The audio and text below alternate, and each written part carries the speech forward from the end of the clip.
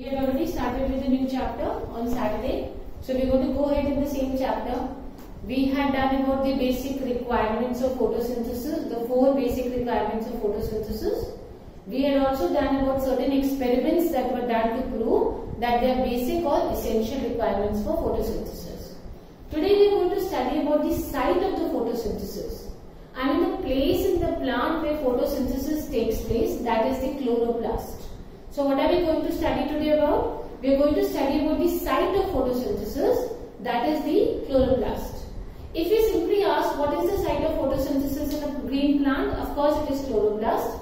That means that the reactions, the photosynthetic reactions basically take place in chloroplast. We have already studied about plastids, if you remember in 9th and 10th. So the green plastids that we had studied about are what we call as chloroplast. We have already done about plastids that they are only found in plant cells. There are 2 kinds of plastids. The colored ones are called chromoplast and the colorless and the white ones are called leucoplast. So in those colored ones, that is in the chromoplast, the one which are green in color because of the presence of chlorophyll are what we call as chloroplast. So those plastids, that is chloroplast, they are the site of photosynthesis in a green plant. So photosynthesis takes place in green leaves only. If we talk about the different parts of a plant, photosynthesis takes place in which part? Photosynthesis takes place in the green leaves. Why does photosynthesis take place in green leaves only? Because chloroplasts are abundantly present in the mesophyll cells of leaves. We have studied about the mesophyll cells which are present in leaves. So the maximum amount of mesophyll cells, the abundance of mesophyll cells is where? Is in the green leaves. And that is the reason, and what we have chloroplast present where? Chloroplast is maximum, they are present in the mesophyll cells. And mesophyll cells are present in the green leaves. And that is the reason that we have photosynthesis taking place in green leaves. So very simple, why photosynthesis takes place in green leaves? Because the chloroplasts, they are abundantly present where? They are abundantly present in the mesophyll cells of the leaves. The chloroplast, one of the surface is flat. Now this is very interesting, you need to understand this. One of the surface of the chloroplast is flat. So this flat surface aligns itself in 2 different patterns. It arranges itself in 2 different patterns depending upon the amount of light which is available or depending upon the intensity of light which is available. Listen beta, the flat surface of the chloroplast arranges itself parallel to the walls of the mesophyll cells when the light intensity is optimum. Optimum means normal. If the light intensity is not very high, it is normal, it is optimum. Then what is the arrangement? That the flat walls of the chloroplast, they will arrange themselves parallel to the walls of the mesophyll cells. So what will be the arrangement if the light is optimum? It will be that these flat walls of the chloroplast will arrange themselves parallel to the walls of the mesophyll cells. But if the light intensity increases, then what will happen? We had just discussed that they will arrange themselves parallel to the wall of the mesophyll cells when the light intensity is optimum. But beta, if the light intensity goes very high, then they arrange themselves perpendicular to the wall of the mesophyll cells. Is it okay? Though there are 2 different patterns how it is done. First, remember, if the light intensity is optimum, it is normal, then the chloroplasts will arrange themselves parallel to the walls of the mesophyll cells. But if the light intensity goes very high, then these chloroplasts will arrange themselves perpendicular to the walls of the mesophyll cells. Why do they do this? Why is this arrangement done perpendicular when the light intensity is high? This is done to prevent photooxidation of chlorophyll A. This is done so that, see beta, if it is perpendicular arrangement, the amount of light intensity will automatically become a little less. So what will it do? If they arrange parallel, then that will save the photooxidation of chlorophyll A. When I say photooxidation of chlorophyll, what do I mean? See beta, when the light intensity is very high, intense light is there, then the NADP is produced in high amount. When the amount of light will be higher, the amount of NADP produced will also be higher. So this entire amount of NADP or this excess amount of NADP which is produced cannot be utilized. Now what will it do? it will start oxidizing the chlorophyll. Chlorophyll will start getting oxidized. This is what we call as photo-oxidation of chlorophyll. Photo means light and oxidation. Because the oxidation of chlorophyll is taking place because of high intensity of light, we call it as photo-oxidation of chlorophyll. So let me sum up the first paragraph with you again. The site of photosynthesis is chloroplast, which are the green plastids. Photosynthesis takes place where? It takes place in the green leaves. Why it takes place in green leaves? Because chloroplasts are abundantly present in which cells? The mesophyll cells of the leaves. Now, we said the chloroplasts have a flat surface. Depending upon the intensity of light, depending upon the amount of light, chloroplasts, they arrange themselves in two different patterns. They arrange themselves parallel to the wall of the mesophyll cells when the light intensity is optimum. But if the light intensity is high, they will arrange themselves perpendicular to the walls of the mesophyll cells. And why is this arrangement perpendicular done? So that what can be prevented or what can be stopped is photo-oxidation of chlorophyll A. Again a reminder, what is photo-oxidation of chlorophyll? When the sunlight is intense, excess amount of NADP is produced. So much of NADP cannot be utilized. So, because of this, what does NADP start doing? It starts oxidizing the chlorophyll. We have to stop this. That is the reason we have this arrangement is done. That is the perpendicular arrangement of chloroplasts to the walls of the mesophyll cells. Let us talk about the chloroplasts now. See beta, chloroplasts are bound by a double membrane. They have their own DNA, they have their own ribosomes. So, like you have seen in mitochondria, we had a special case here also, that chloroplasts, of course, they have a double membrane, they have their own DNA, they have their own genetic material, and they also have their own ribosomes. That is why we sometimes call them as a semi-autonomous cell organelle. Chloroplasts are also known as semi-autonomous cell organelles because of two reasons. They have their own DNA, that is their own genetic material. They can synthesize their own proteins because they have their own ribosomes. Because of the fact that they have their own DNA, they have their own ribosomes, chloroplasts are also known as semi-autonomous cell organelles. Autonomous means entirely independent, not dependent on others. Semi-autonomous, half dependent. Because it has its own genetic material, it can synthesize proteins on its own. So some tasks it can do on its own. However, for others it depends on others. That is why we call it as a semi-autonomous cell organelle. Internally, if we talk about the structure of a chloroplast, then a chloroplast contains a proteinaceous fluid which is called stroma. So whenever you will think about a chloroplast, you will think about the flat surface of the chloroplast.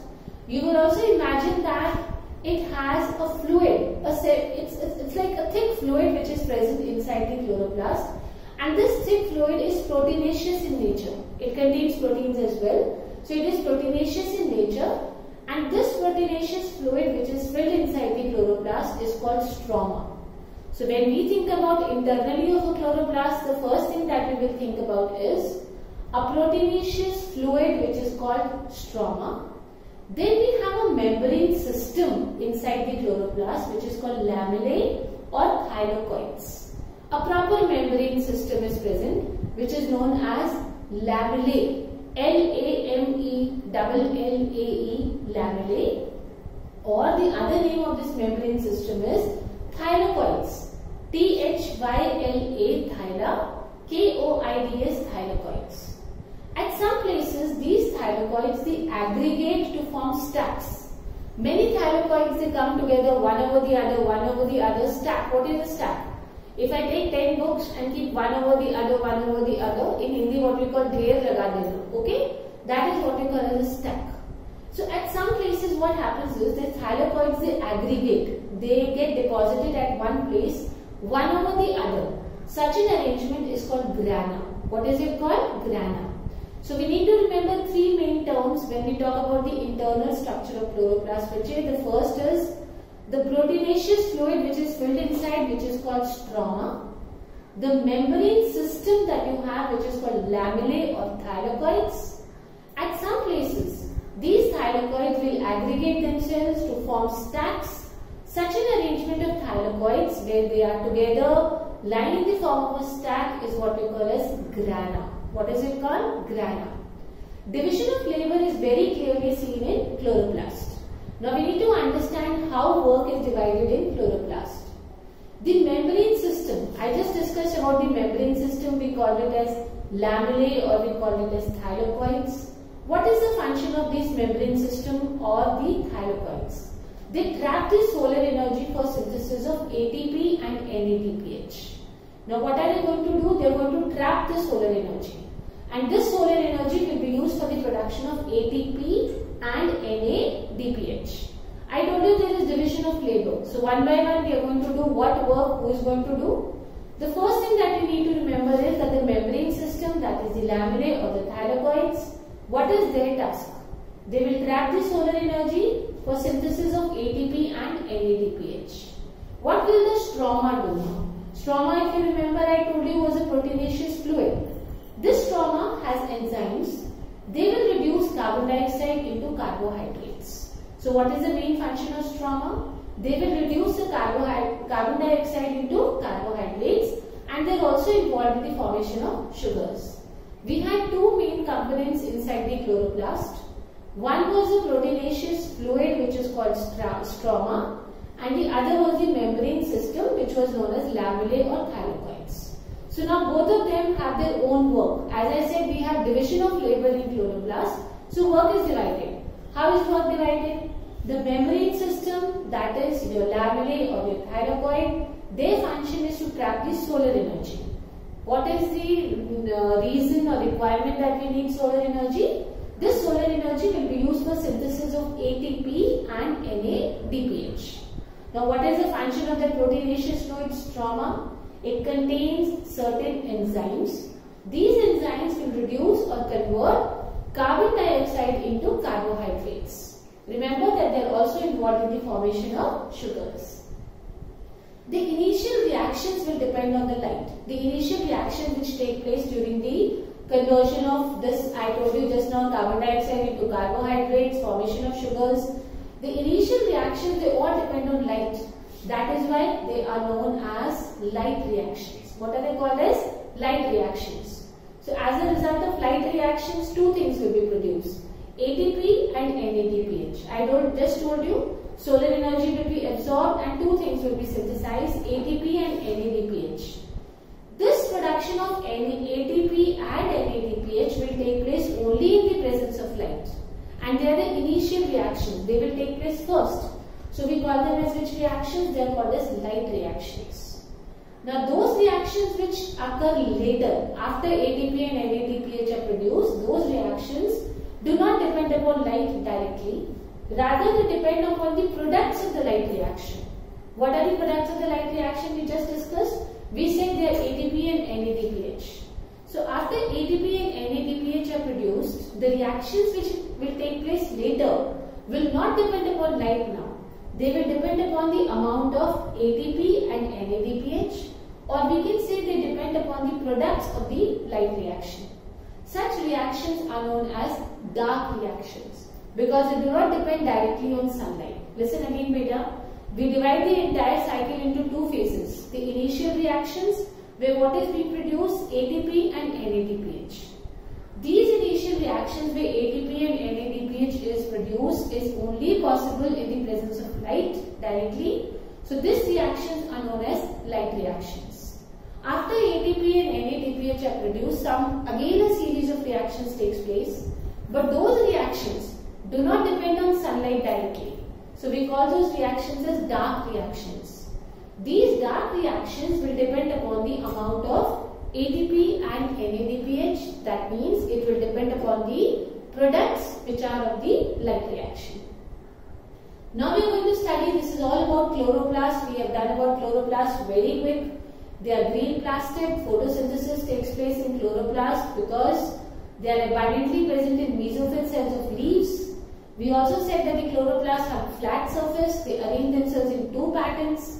When the light intensity is optimum, they will arrange themselves parallel to the wall of mesophyll cells, and if the light intensity is high, they will arrange themselves perpendicular to the wall of mesophyll cells. And why is this arrangement done? to prevent the photo-oxidation of chlorophyll A. About photo-oxidation of chlorophyll A, I told you that when sunlight is intense, excess amount of NADP is produced, and this NADP will not be utilized because it's excess in amount, it will start oxidizing the chlorophyll. This is what we call as photo-oxidation of chlorophyll A. Chloroplast is bound by a double membrane, it has its own DNA, it has its own ribosomes, and that is why it is called as a semi-autonomous organelle. Then we said, internal structure of a chloroplast, we have two main things, a proteinaceous fluid which is called stroma, and a membrane system which is called lamellae or thylakoids. At some places, the lamellae, the thylakoids will arrange themselves in stacks, then we call them as grana. Division of labor is very clearly seen in chloroplast. I just told you that the membrane system, that is the lamellae, will trap the solar energy for synthesis of ATP and NADPH. And what will that proteinaceous fluid stroma do? That stroma has some enzymes which will reduce carbon dioxide into carbohydrates and also involved in the formation of sugar. We also said that the initial reactions where ATP and NADPH are produced will depend upon direct sunlight. So they are known as light reactions.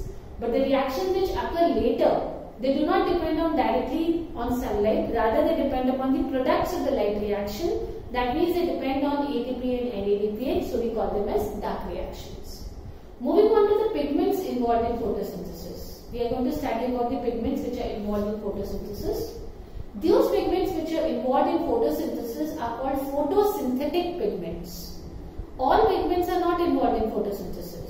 But those pigments which are involved in photosynthesis, we call them as photosynthetic pigments. They provide different shades of green in different leaves in same or different plants. If you see a plant or you see different plants, all leaves are not green shade or is not the same. Somewhere it is less green, somewhere it is more green. It is because of the presence of these four pigments. These pigments are of two types. We have classified these photosynthetic pigments on two categories on the basis of the importance. On the basis of the significance, we classify the photosynthetic pigments into two categories. The first are the primary pigments. They are the main pigments, they form the main molecule of the photosystem, and they are two, chlorophyll A and chlorophyll B. So, let's talk about the main pigments, that is the primary pigments. They are the main molecules of the photosystem. Their significance is much higher. We call them as primary pigments. They are directly involved in photosystems. And the two examples of primary pigments are chlorophyll A and chlorophyll B. The second category of photosynthetic pigments is accessory pigments, supporting pigments. They are not that main pigments, they are just supporting the primary pigments. They are xanthophylls and carotenoids. So we have total four pigments, chlorophyll A, chlorophyll B, which are the primary pigments, okay, because they are very important, directly involved in photosystem. And the second are the accessory pigment, that is xanthophylls and carotenoids. They are just supporting the primary pigments. We can separate these pigments by chromatography. Now it is proved that a single pigment which is responsible for color of leaves. It is not that only one pigment is responsible for the color of the leaves. We have four pigments. All four of them contribute to the color shade of a leaf. Chlorophyll A, chlorophyll B, xanthophylls and carotenoids. So the different shades that you see in leaves are due to different pigments. The four in number, I told you the names. These four pigments have different ability to absorb light. Now beta, very fast we are going to study about the different pigments. I told you we have four pigments. Last part, the first is chlorophyll A. Its formula is C15H72O5N4Mg. Don't worry, it's a little bigger, but never mind. Chlorophyll A. What is chlorophyll A? C55H72O5N4Mg. Chlorophyll A is bright green or blue green. It is the chief plant pigment for photosynthesis. Its color is either bright green or it is bluish green. And this is the main pigment involved in photosynthesis, that is chlorophyll A. Second is your chlorophyll B. C remains the same, C55 in chlorophyll A, C55 in chlorophyll B. But when we talk about H, we had H72 in chlorophyll A. Here 2 will become less, it will become H70. Is it okay for you? O6N4Mg. So there are two main changes in the formula.